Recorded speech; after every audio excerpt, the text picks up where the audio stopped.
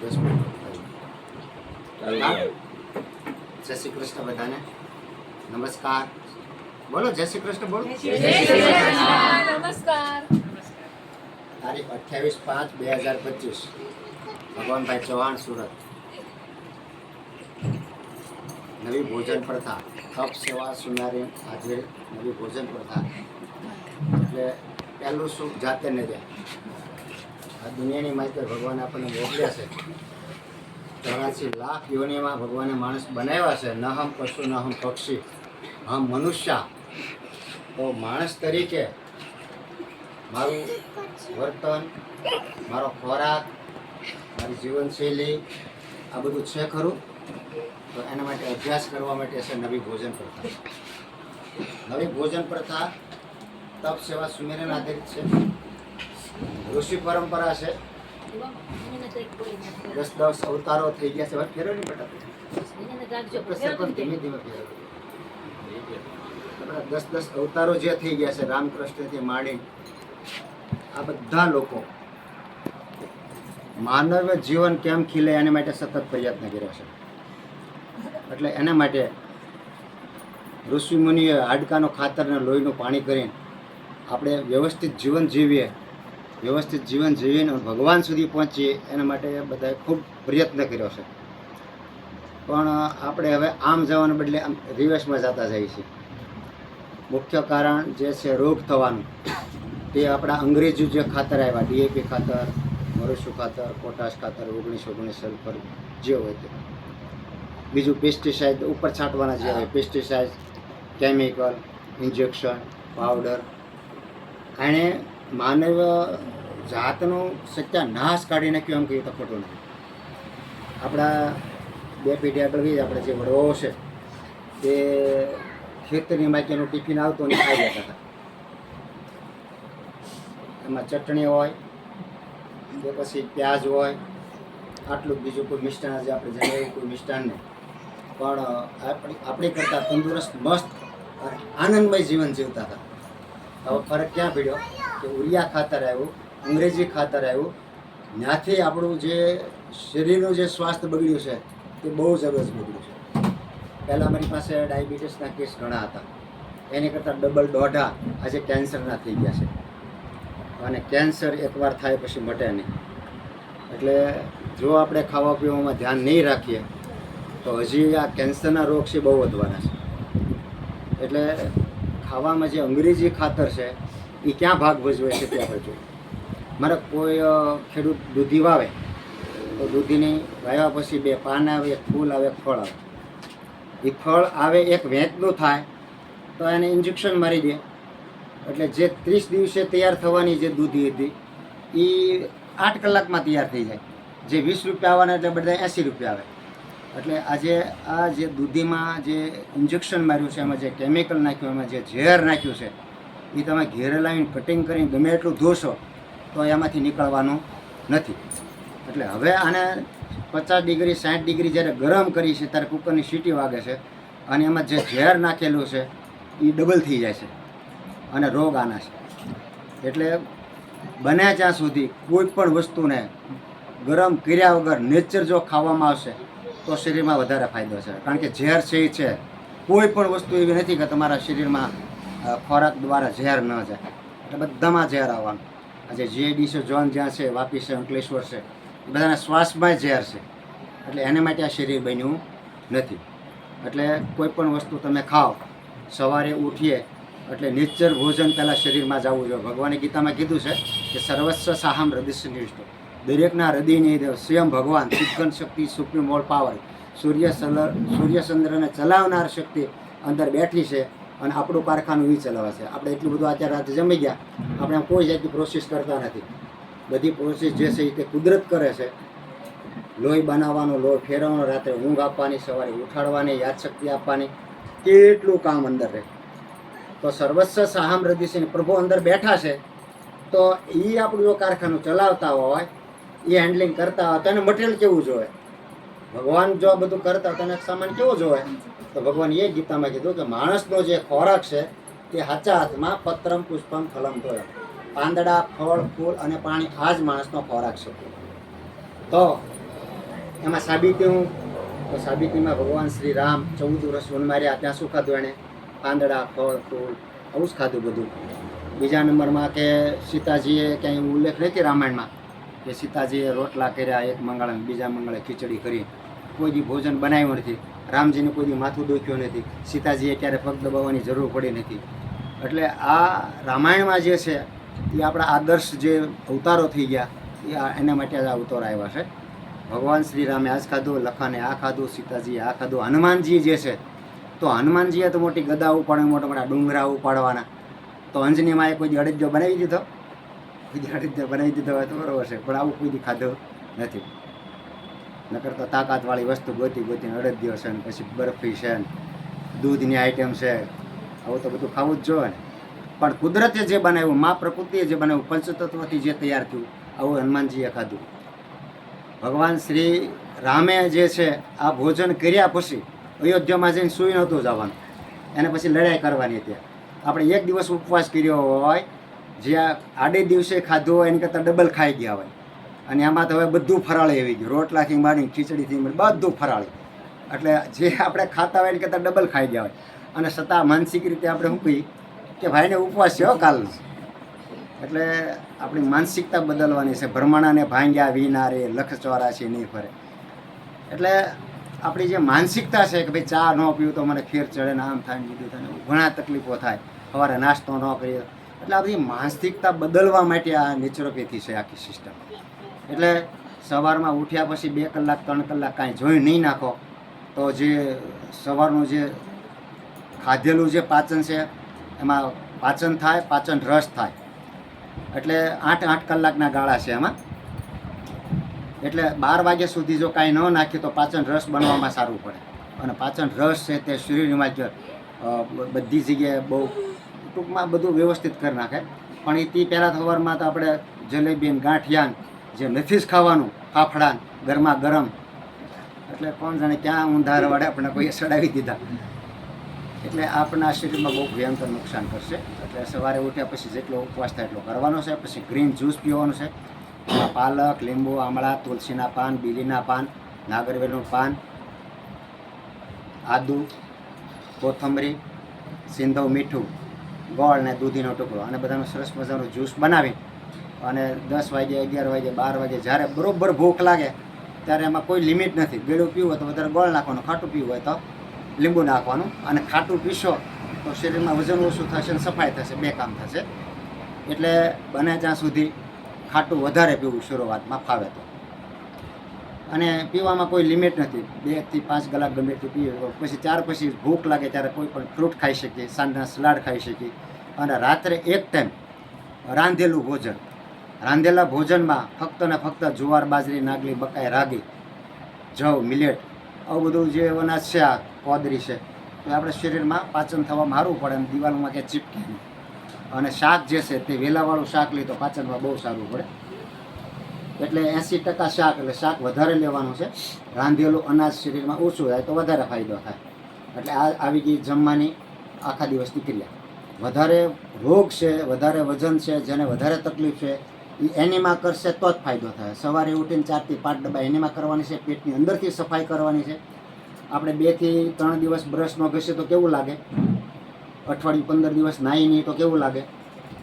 બેનો પાણીનું માટલું 2 મહિના સાફ ન કરે તો શું થાય? હવે આપણે બધાને પોતપોતાને પૂછ્યું ભાઈ કેટલી ઉંમર થઈ આપણી? કોઈ 50 થઈ, કોઈ 20 થઈ, કોઈ 35 થઈ. એટલા વર્ષોથી આપણું આ માટલું અંદરથી સાફ કર્યું નથી.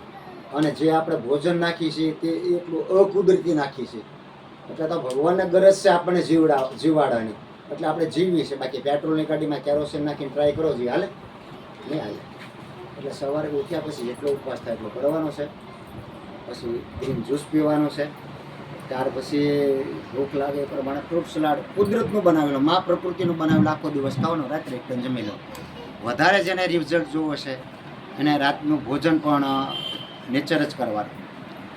નહીં ખાવામાં 5 વસ્તુ મેન છે કે જે આપણા શરીરમાં રોગ ઊભા કરે, જે અસાધ્ય રોગ ઊભા કરે, કે એકવાર આવ્યા પછી એવું વળી ગયું અને કેમ જવાનું નામ ન લે, એને કહેવાય અસાધ્ય રોગ. અને આ બધા કેન્સરના બધા જે અત્યારે જે બધા રોગ નીકળ્યા છે એ બધા અસાધ્યમાં આવી જાય છે. એટલે નહીં ખાવાની 5 વસ્તુ મુખ્ય છે. એમાં બધાની પહેલાં આવશે એનિમલ પ્રોડક્ટ્સ. એનિમલ પ્રોડક્ટ્સમાં ડેરીની જે વસ્તુ છે એમાં બધું આવી જાય છે. એનિમલ પ્રોડક્ટ્સમાં ચપ્પલથી માંડીને, બેલ્ટથી માંડીને, પોકેટ છે, જાકેટ છે, ટૂંકમાં જે ચામડાની વસ્તુથી માંડીને બધું જ આમાં આવી જાય છે. પણ શરૂઆત ખાલી ડેરી પ્રોડક્ટ્સથી કરશું તો પણ ઘણો ફાયદો થશે. ત્યાર પછી આવશે બીજા નંબરમાં આવશે બર્ગર, પીઝા, એટલે બેકરીની વસ્તુ.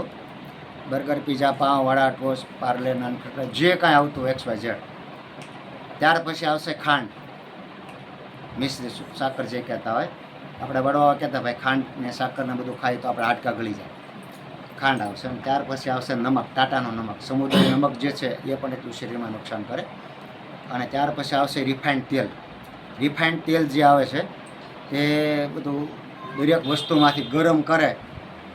મારો કોઈ લાકડા હોય કે પછી હાડકા હોય કે જે કાંઈ બધાને એટલું ડિગ્રી ઉપર ગરમ કરે અને બધું એનું અલગ કરે તેલ. અને એટલું બધું એ ડિગ્રી પર ગરમ કરે એટલે એનું જે અસ્તિત્વ છે તે બોલે. મને ખેરનો લાકડો હોય કે બીજા કોઈનું હોય તો એને ઓછું ગરમ કરે તો એમાંથી જે ખુશ્બુ છે આવતી રહે. પણ એટલું ગરમ કરે કે બધું એકસરખું થઈ જાય. અને સિંગ તેલ કે તલ તેલનું 5 લીટર મોટા ટ્રંકની તેલ નાખી દે એસન્સ, એટલે સિંગ તેલ થઈ જાય. એટલે આ પણ નુકસાન કરે છે. હવે એની સામે છે ઓપ્શન, જે તેલ છે રિફાઇન્ડ તેલ, એની સામે દેશી ઘાણીનું તેલ મળી જાય તો વધારે સારું. અને ન મળે તો માત્રા ઓછી કરવાની છે.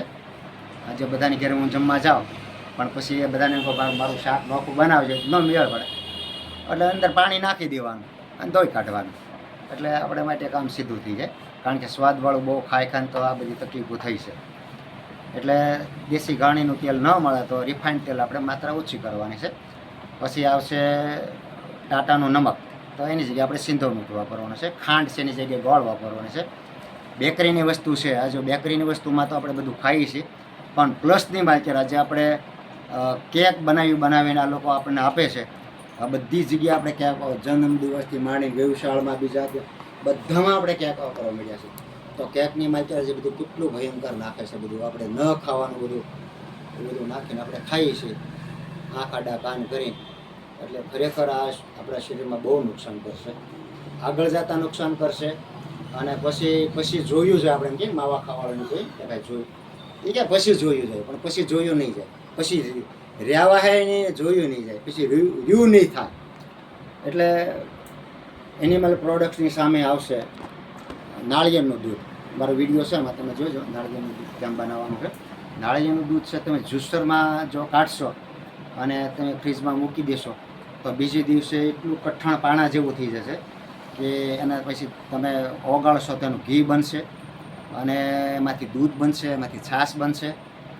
અને આ દૂધની માલિકીત સહેજ અમથું ગોળ અને સહેજ નમક કે એલચી નાખશો તો સરસ દૂધ બનશે. અને આ દૂધ તૈયાર થયા પછી માલિકીત સિંધો, મીઠું અને લીંબુ નાખશો એટલે છાશ બનશે. આ દૂધ તૈયાર થયા પછી એક કેળું, ખજૂર અને ગોળ એ ત્રણેયને મિક્સ કરીને ગ્રેવી બનાવીને દૂધની અંદર નાખી દેવાનું અને ફ્રૂટના ટુકડા નાખી દેવાના. ગળ્યું પીવું હોય તો ગોળ અને ખજૂર વધારે નાખવાનું એટલે સરસ મજાનું ફ્રૂટ સલાડ બની જશે. છાશ બનશે, દૂધ બનશે, બધું જ આમાંથી બનશે. કુદરતે બહુ આપ્યું છે ખાવાનું. અને સોયાબીન છે, સિંગદાણા છે, કાજુ છે, બદામ છે, અને 4 કલાક અગાઉ પલાળી દો તો એમાં પણ રાત્રે તમે આવું જ્યુસ બનાવી શકો. એટલે નેચરોપેથી જે સિસ્ટમ છે તે શરીરની સફાઈ છે. આ જે કીધું એમ આધ્યાત્મિક પણ છે. એટલે શરીર જ્યારે અંદરથી સાફ થશે એટલે માઇન્ડ સાફ થશે. અને માઇન્ડ સાફ થયા પછી ત્રીજું નેત્ર ખુલશે. એટલે આપણને ખ્યાલ આવશે સાચા અર્થમાં કે અત્યાર સુધી આપણે જે ખાધું છે, બધું જે કર્યું છે તે ખરેખર બહુ ખોટું કર્યું છે. હવે આપણા શરીર માટે, આપણા પોતાના માટે, આપણા પોતાના શરીરની માટે જે ભગવાન બેઠો છે એના માટે પણ આપણે ન ખાવું જોઈએ. તે એટલે નેચરોપેથી. સામાન્ય રીતે આપણે ત્યારે બધા નેચરોપેથી બધાને કરાવી છે તો થોડાક દી કરે છે, થોડાક દી નથી કરતા. એવું બધું હખડખડિયું કરે છે એટલે રિઝલ્ટ નથી મળતું. એની એક જ કારણ છે. પણ જ્યારે વ્રતથી કરશું, જ્યારે તપ સેવા સુમેરીને આધ્યાત્મિક દ્રષ્ટિથી જ્યારે કરશું તો આજે અમે 8 વર્ષથી ટકી ગયા છીએ. અમને આમાં કોઈ તકલીફ નથી. પહેલી શિબિર જ્યારે ભરી મેં અને શિબિરમાં કે ત્રીજે દિવસે દૂધનો વિષય આવ્યો તો મારા ઘરવાળીને મેં ફોન કર્યો કે આજે આપણે સવારનું દૂધ આવી ગયું છે પણ રાતનું દૂધ અમારે ઘરે ન આવવું જોઈએ. તો એને ફોનમાં કહી દીધું આજે 8 વર્ષ થઈ ગયા અમારા ઘરમાં એક પણ દૂધનું ટીપું આવ્યું નથી અને અમે એક પણ દૂધની વસ્તુ આજે ખાતા નથી. ઘઉં જે છે તો ઘઉં આજે અમારા પોતાના માટે એક પણ દાણો અમે આજે ખરીદી કર્યો નથી. આજે 8 વર્ષ થઈ ગયા. કોઈને ઘરે મહેમાનમાં જઈએ છીએ તો ત્યાં પછી જે હોય ખાઈ લઈએ છીએ, પણ એનિમલ પ્રોડક્ટ્સ તો બિલકુલ ખાતા નથી. એટલે જ્યારે આપણે નિષ્ઠાથી કરશું, થોડુંક ધ્યાન રાખીને કરશું તો આપણું શરીર છે ને બહુ વ્યવસ્થિત થઈ જશે. અને એકવાર થઈ ગયા પછી કોઈ ટેન્શન નથી. પણ પહેલો કોર્સ છે એ 90 દિવસનો છે. 90 દિવસમાં રાંધેલું ભોજન જો નહીં ખાઈ તો આખું શરીર શુદ્ધ થઈ જશે. એટલે શરીરને શુદ્ધ કરવા માટે સ્ટેપ બાય સ્ટેપ ઉપવાસ પણ કરવાના છે. એટલે બધાની પહેલાં આપણે સવારે ઉઠ્યા પછી 2 કલાક 3 કલાક 4 કલાકનો ઉપવાસ કરવાનો છે. અને જેમ જેમ તમને ઉપવાસમાં જેમ શું કહેવાય ગતિ આવતી જાય, શીખી જાય, ઉપવાસનું પ્રમાણ વધારવાનું છે. એટલે જ્યારે આ નેચરોપેથી શરૂ કર્યા પહેલાં મને કોઈ ખાવાનું જો ના પાડે ને તો એને હારે મારો ભાઈબંધ હોય ને તો ભાઈબંધની તોડી દેવાનું મન થાય. કારણ કે એટલું ખાવાની એક માનસિકતા હતી મારી. અને ઘેરે આવ્યા પછી જો રાંધવામાં મોડું થયું હોય તો બૈરીનો આવી બને આવો સ્વભાવ. અને એ ખાય અને અવડું મોટું પેટ કરેલું કે કોઈકને એમ લાગે કે 2 બચ્ચા હશે. આવડું મોટું પેટ, હલાય નહીં, બેસાય નહીં, ઊભું થવાય નહીં, કામકાજમાં તકલીફ પડે, દાદરા ચડું તો શ્વાસ છૂટવા મળે, એવું બધું તકલીફ થતી. અને આટલું બધું વજન વધી ગયું, માનસિક તકલીફ, આ બધું વધે ને, રોગ વધે ને માનસિક તકલીફ વધે. ત્યાર પછી આ સાધના કહેવાય. અને સાધના કર્યા પછી પહેલો 24 કલાકનો જિંદગીમાં ઉપવાસ કર્યો, નિર્જળ ઉપવાસ જેને કહી. ત્યાર પછી 36 કલાકનો કર્યો, પછી 48 કલાકનો કર્યો. અને 2 વર્ષ પહેલાં જે મેં ઉપવાસ કર્યો તે નિર્જળા ઉપવાસ કે જેને આપણે પાણીનું ટીપું મોઢામાં મૂક્યા વગર, એવા 15 દિવસના કર્યા. એટલે 360 કલાક સુધી મારી જીભ ઉપર પાણીનું ટીપું મૂક્યા વગર, રંધા મશીનમાં મારું બધું કામ ચાલુ, લાકડાનું બધું જ, ગાડી લઈને બહાર જવાનું. અને 15 દિવસ ઉપવાસ કર્યા પછી મને કોઈ તકલીફ નહોતી. એની પાછળનું એક જ કારણ છે કે મારી એનીમાં ચાલુ હતી. એટલે એનીમાં તમે જ્યારે પેટમાં પાણી ચડાવો એટલે આંતરડા જે છે તે જેટલું પાણી જોતું હોય લઈ લે. એટલે તમે મહિનાના કરો તો મહિનાના પણ થઈ શકે. મારા સાધક ભાઈઓમાં એવા ઘણા લોકો છે, બહુ લાંબા ઉપવાસો કરેલા છે. એટલે આપણે બીક જો લાગતી હોય તો ઉપવાસ નહીં લાગે, અને ઉપવાસ વગર શરીર શુદ્ધ નહીં થાય. એટલે એનીમાં જે છે તે પણ અગત્યનું છે, ઉપવાસ પણ અગત્યનો છે. અને શરીર સારું રાખવું હોય તો આ બધા એ કરવાનું. બરાબર છે? અસ્તુ. જય શ્રી કૃષ્ણ. કોઈને કાંઈ જરૂર પડે તો તમારો નંબર એક બોલી જજો. 9824227054. નામ બોલો તમારું. નીતાબેન ભગવાનભાઈ ચૌહાણ. કોઈને લેડીઝ લોકોને કાંઈ જરૂર પડે તો એ કરાવશે. અને જેન્ટ્સમાં હું કરાવું છું બધાને. અસ્તુ. જય શ્રી કૃષ્ણ.